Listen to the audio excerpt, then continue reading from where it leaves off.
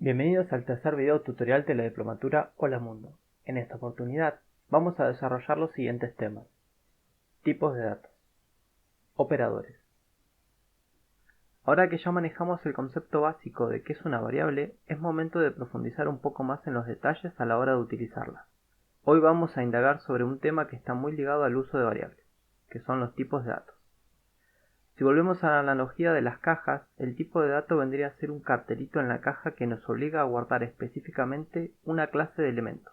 Por ejemplo, si en una caja tenemos el cartelito "solo guardar adornos de Navidad", podríamos decir que el tipo de dato de esa caja es adornos de Navidad, y que colocar cualquier otro elemento que no corresponde a lo indicado estaría mal.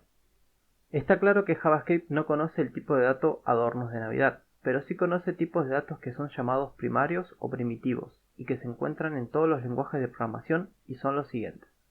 Number. Es capaz de almacenar números en punto flotante entre 2 a la menos 1074 y 2 a la 1024, pero solo puede almacenar con seguridad números enteros en el rango de menos 2 a la 53 menos 1 a 2 a la 53 menos 1. String. El tipo string de JavaScript se utiliza para representar datos textuales. A diferencia de algunos lenguajes de programación, como el caso de C, las cadenas de texto en JavaScript son inmutables. Esto significa que una vez creada la cadena, no es posible modificarla. Boolean. El booleano representa una entidad lógica y puede tener dos valores: verdadero o falso, true o false. Symbol. Un symbol o símbolo es un valor primitivo único e inmutable. Null.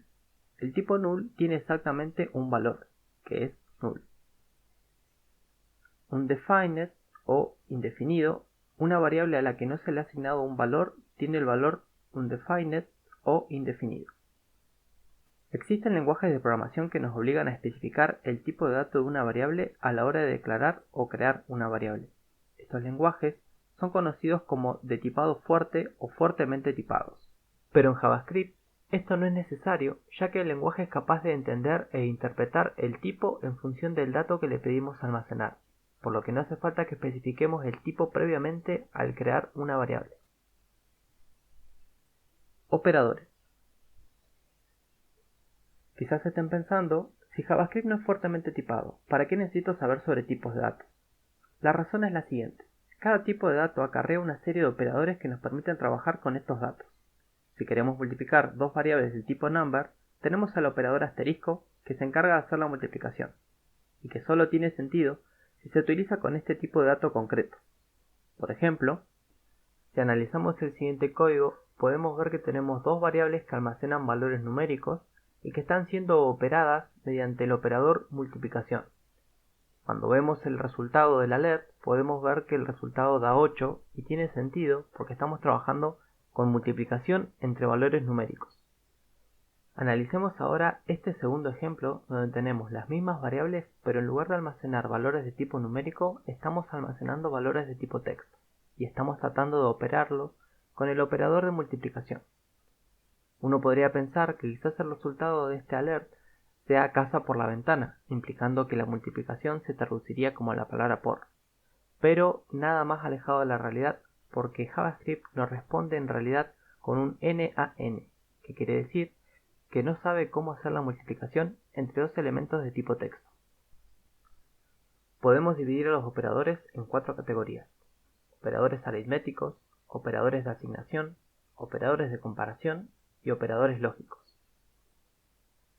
Operadores aritméticos son los operadores que nos permiten usar operaciones aritméticas entre elementos del tipo number o numérico. Veamos a continuación algunos ejemplos de su uso.